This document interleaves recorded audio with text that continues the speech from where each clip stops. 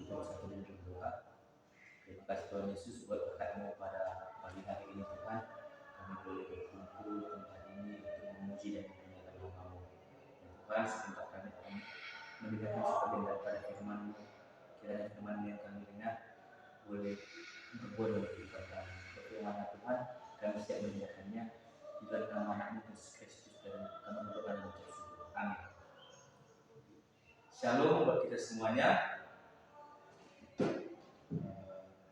Renungan kita pada pagi hari ini yang akan menjadi khotbah kita diambil dari kitab Ibrani 10 ayat yang ke-36.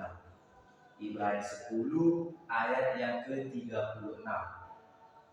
Baik Abang Inang, saudara-saudara terkasih, saya membacakan untuk kita semua. Ibrani 10 ayat 36. Demikianlah firman Tuhan. Sebab kamu memerlukan ketekunan, supaya sesudah kamu melakukan kehendak Allah, kamu memperoleh apa yang dijanjikan itu. Sekali lagi saya bacakan. Sebab kamu memerlukan ketekunan, supaya sesudah kamu melakukan kehendak Allah, kamu memperoleh apa yang dijanjikan itu.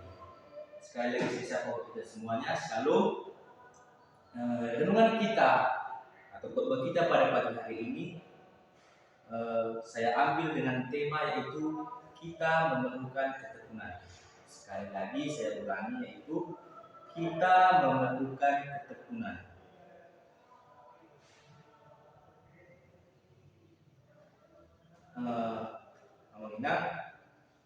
Surat kepada orang Ibrani ini, termasuk Ibrani 10 ayat ke-36 ini, menghadirkan pesan yang terletak dalam konteks teologis dan historis komunitas Kristen Yahudi di masa awal gereja. Penulis surat ini membangun argumen untuk menekankan keunggulan Kristen dan kebenaran iman Kristen atas hukum Taurat. Nah, konteks historis surat ini dapat ditemukan dalam situasi sosial dan teologis yang dihadapi komunitas yang dituju.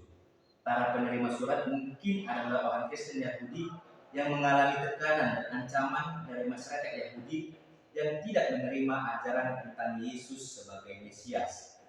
Saudara-saudara yang terkasih dan juga mengenal, kebanyakan dari mereka tergolong orang-orang yang sudah mengenal hukum Musa. Dan surat ini berusaha menjelaskan bahwa dalam Kristus mereka memiliki segala sesuatu yang baik. Dalam Ibrani 10 ayat yang ke-36 ini, penulis mengarahkan perhatian kepada nilai ketekunan dan kepatuhan dalam menghadapi cobaan. Pesan ini mungkin merespon ketidakpastian atau tekanan yang dihadapi komunitas tersebut. Menahan iman dan kepatuhan kepada Tuhan di tengah cobaan dianggap sebagai suatu langkah penting untuk menerima hadiah yang dijanjikan oleh Tuhan. Latar belakang teks ini oleh karena itu mencakup dorongan untuk tetap kuat dalam iman di tengah tantangan dan mengandung elemen pengajaran pastoral untuk memberdayakan dan memotivasi komunitas Kristen tersebut. Nah, saudara-saudara yang terkasih, kita tahu bahwa lebah madu adalah salah satu hewan yang memiliki sifat ketekunan. Lebah madu bekerja tanpa henti untuk membantu proses penyerbukan, menghisap sari nektar bunga sehingga menghasilkan madu yang memiliki rasa yang manis yang bisa kita nikmati. Begitu juga dengan kita amanah. Ketekunan itu merupakan salah satu sifat yang harus kita miliki sebagai orang Kristen. Merupakan salah satu karakter yang harus kita punyai dalam kehidupan kita sehari-hari. Kita harus memiliki ketekunan dalam hidup kita. Ketekunan merupakan salah satu karakter yang menjadi ciri khas kita sebagai kehidupan orang Kristen. Karakter ini bukanlah bentukan produk instan, tetapi dibentuk melalui serangkaian peristiwa-peristiwa yang sulit dan memilih untuk bertahan dalam situasi sulit ini sambil memandang kepada Allah dan mengizinkan Dia bekerja di dalam sendiri dan situasi yang dihadapi. Ketekunan ini yang mengingat terbentuk bukan hanya itu saja, tapi melalui serangkaian proses yang kita lewati ketika kita sedang mengalami persoalan, ketika kita sedang mengalami pencobaan, badai dalam kehidupan. Ketika kita tetap setia di taat kepada Tuhan, maka karakter ketekunan itu akan terbentuk dalam diri kita. Nah, mengingat kita sebagai orang Kristen harus memiliki ketekunan. Mengapa demikian? Yang pertama ada 2 poin. Yang pertama yaitu karena orang Kristen banyak tantangan atau menjadi orang Kristen tidak mudah. Kita bisa membacanya dalam Kolose 1 ayat 23. Ayat Kolose 1 ayat 23 menyatakan, sebab itu kamu harus bertekun dalam iman, tetapi tetap teguh dan tidak bergoncang, dan jangan mau digeser dari pengharapan Injil yang telah kamu dengar dan yang telah dikabarkan di seluruh alam di bawah langit, dan yang aku ini Paulus telah menjadi pelayannya. Nah, ayat ini mengandung makna bahwa hidup sebagai orang Kristen seringkali penuh dengan tantangan dan kesulitan. Apalagi kita jemaat-jemaat yang dikasih Tuhan, mungkin dalam kehidupan kita sering mengalami berbagai persoalan, berbagai masalah, seperti contohnya masalah kesehatan, masalah ekonomi, dan lain sebagainya. Maka daripada itu, untuk melewati setiap persoalan ini, untuk melewati setiap badai ini, kita harus memiliki ketekunan dalam diri kita. Makanya dikatakan dalam poin pertama ini, mengapa orang Kristen harus memiliki ketekunan? Karena menjadi orang Kristen tidak mudah. Tantangan lainnya juga sebagai orang Kristen bisa tentang keyakinan agama hingga konflik. Baik yang kita saat ini yang mengingat khususnya agama Kristen, kita sebagai orang percaya memiliki tantangan dalam beragama. Kita mungkin sulit, ada beberapa daerah yang sulit untuk melakukan ibadah, untuk beribadah kepada Tuhan. Karena apa? Karena kita minoritas. Maka dari itu kita dituntut untuk memiliki ketekunan. Makanya juga dikatakan menjadi orang Kristen tidak mudah, sehingga kita harus memiliki ketekunan dalam diri kita.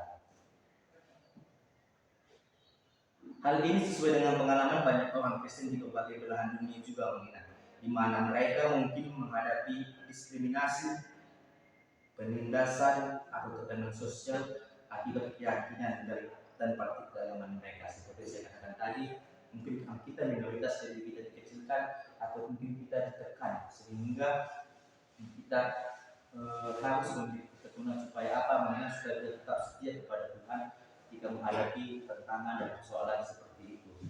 Nah, yang kedua, mengapa kita orang Kristen harus memiliki ketekunan, yaitu karena iblis tidak pernah berhenti menggoda kita. Sekali lagi saya katakan, karena iblis tidak pernah berhenti menggoda kita. Pertanyaan iblis tidak pernah berhenti menggoda kita membahas tentang bagaimana iblis menggoda manusia dan bagaimana mereka dapat menghalangi ini. Nah, ingat saudara-saudara yang terkasih dalam Kristus, iblis hanya butuh sedikit celah untuk menjatuhkan kita dalam dosa. Sekali lagi saya katakan, iblis hanya butuh sedikit celah untuk menjatuhkan kita di dalam dosa. Sama seperti halnya kapal bisa tenggelam bukan karena banyak air di sekelilingnya, tetapi hanya karena lubang sedikit pada badannya bisa membuat dia tenggelam. Begitu juga dengan iblis. Iblis tidak butuh banyak celah untuk membuat kita jatuh dalam dosa. Tapi ketika kita sedikit saja melakukan kesalahan, ketika kita sedikit saja melakukan celah, maka iblis bisa menggoda kita dan bisa membuat kita jatuh ke dalam dosa. Oleh karena itu, untuk mengatasi hal ini, untuk mencegah hal ini supaya iblis tidak bisa menggoda kita, maka kita dituntut harus memiliki ketekunan. Ketekunan di dalam apa? Ketekunan di dalam Yesus Kristus. Contohnya seperti apa? Seperti setia kepada Tuhan, berdoa kepada Tuhan, membaca firman Tuhan, dan juga yang paling penting melakukannya dalam kehidupan kita sehari-hari. Sehingga apa? Sehingga iblis tidak akan punya celah untuk menggoda kita dan membuat kita jatuh dalam dosa. Secara keseluruhan, serangan iblis dan kegodaan manusia dapat menjadi peluang kita untuk memperkaya pada iman kepada Tuhan dan bertindak dengan baik dalam mengatasi tantangan dan provokasi yang dirasakan oleh iblis dan palsuannya. Nah, saudara-saudara yang terkasih, pada hari ini kita belajar ada 3 poin yang yaitu kita harus tekun dalam hal apa saja. Ada 3 poin dalam hal apa saja yang kita harus tekun. Yang pertama yaitu tekun di dalam iman. Sekali lagi saya ulangi, tekun di dalam iman. Dalam konteks ini, tekun dalam iman mengacu pada kegigihan dan ketekunan seseorang dalam mempertahankan dan memperhatikan iman Kristen mereka.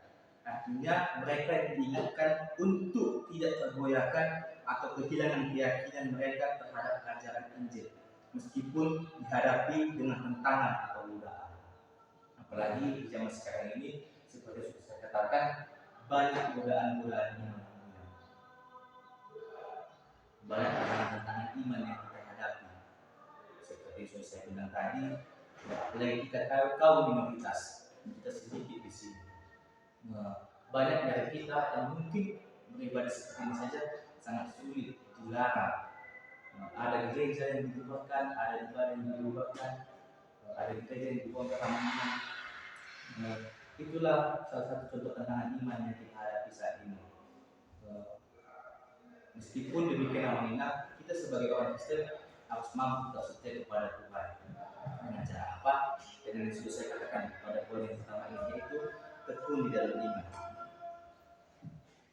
Kita harus tetap setia di dalam Yesus, jangan pernah mau menggantikan Yesus dalam hidupmu. Kita ini tidak tahu ada di nomor berapa menuju pada kematian, tapi kita harus mati di dalam Kristus. Maka dari itu hiduplah di dalam Tuhan. Hari-hari ini banyak tantangan yang membuat kita tergoda untuk meninggalkan Yesus. Banyak juga anak-anak muda sekarang pada zaman ini, anak muda Kristen yang meninggalkan imannya hanya karena pasangan, hanya karena pekerjaan.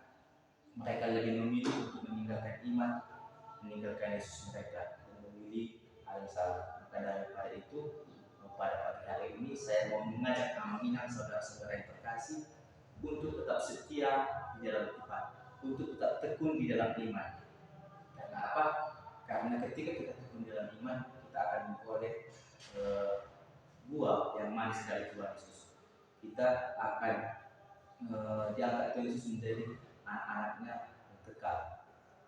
Maka daripada itu, pada pagi hari ini ayo kita belajar untuk terus tetap tekun dalam iman kita, untuk tetap setia kepada Tuhan kita. Nah, poin yang kedua yaitu tekun di dalam doa. Kolose 4 ayat 2. Pada dasarnya tekun dalam doa mengacu pada kegigihan dan konsistensi dalam berdoa. Ini mengajak orang percaya untuk tidak hanya berdoa secara sporadis, tetapi untuk menjaga konsistensi dalam berkomunikasi dengan Tuhan. Selain itu disarankan untuk berdoa dengan sikap syukur. Nah, amanah. Berdoa ini bukan mungkin, bahkan bisa dikatakan nafas hidup orang Kristen. Berdoa ini merupakan salah satu hal yang paling penting dalam hidup kita. Setelah hidup kita itu adalah dikatakan doa. Karena apa? Karena doa itu merupakan cara kita untuk berkomunikasi kepada Tuhan, merupakan jembatan kita untuk bisa berbicara kepada Tuhan. Saya sangat heran jika ada pada saat ini orang Kristen yang mengaku anak Tuhan tetapi sangat malas berdoa. Saya mau mengajak kita semua, amanah saudara-saudara terkasih, untuk tetap tekun di dalam doa. Tuhan mau kita tekun di dalam doa. Ada yang berkata bahwa doa itu adalah nafas hidup orang Kristen. Berarti kalau kita tidak berdoa, kita sama saja tidak dengan pemeriksaan, kita sama saja tidak bernafas sama benar. Maka dari itu kita berdoa, banyak juga orang Kristen yang berdoa hanya saat itu saja, hanya saat dalam keadaan susah berdoa datang kepada Tuhan minta pertolongan kepada Tuhan. Kita tidak boleh menjadi orang Kristen yang seperti itu, yang saat butuh aja kita datang, tetapi kita harus tetap setia kepada Tuhan dalam kondisi situasi apapun, dalam keadaan duka maupun suka, senang maupun sedih, kita tidak boleh meninggalkan doa. Kita harus tetap berdoa mengucap syukur kepada Tuhan. Ketika kita berdoa, kita juga jangan meminta, tapi kita pertama-tama harus berterima kasih, harus mengucap syukur buat kebaikan Tuhan dalam hidup kita. Apalagi kita orang Kristen, pada pagi hari ini kita dituntut, kita diajak untuk bertekun di dalam doa. Karena apa? Ketika kita bertekun di dalam doa, ketika kita setia kepada Tuhan, ketika kita tidak meninggalkan doa, maka percayalah permasalahan, cobaan, tantangan yang kita hadapi saat ini bisa kita lihat bersama-sama dengan Tuhan ketika kita mau berdoa, ketika kita mau minta Tuhan yang dalam hidup kita. Nah, poin yang ketiga itu tekun dalam pembacaan Alkitab. 1 Timotius 4 ayat 13. Ini juga merupakan salah satu yang penting sebagai orang Kristen. Kita diingatkan pada pagi hari ini untuk tidak hanya berdoa saja, tetapi kita juga harus tekun dalam pembacaan Alkitab. Kita seringkali menyanyikan lagu Firman-Mu diterbagi kakiku. Nah, mengingat dunia ini penuh dengan kegelapan. Oleh karena itu firman Tuhan itu seperti pelita. Dia adalah penerangan bagi kita untuk hidup di dunia ini, teman-teman. Firman Tuhan itu adalah penerangan bagi kita untuk menjalani setiap kehidupan kita. Amos 5 ayat 24 berkata mengenai, tapi biarlah keadilan bergulung-gulung seperti air dan kebenaran seperti sungai yang selalu mengalir. Artinya apa mengenai saudara-saudara terkasih? Biarlah kebenaran Tuhan menggulung kita, biar kita hadir di dalam firman Tuhan. Artinya apa? Artinya kita ikut dalam firman Tuhan. Kunci dari hidup berhasil adalah ikut firman Tuhan.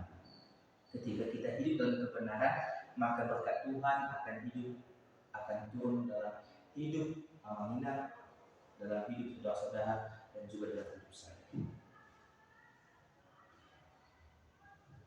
Saya punya tips mengingat dan saudara-saudara dikasih.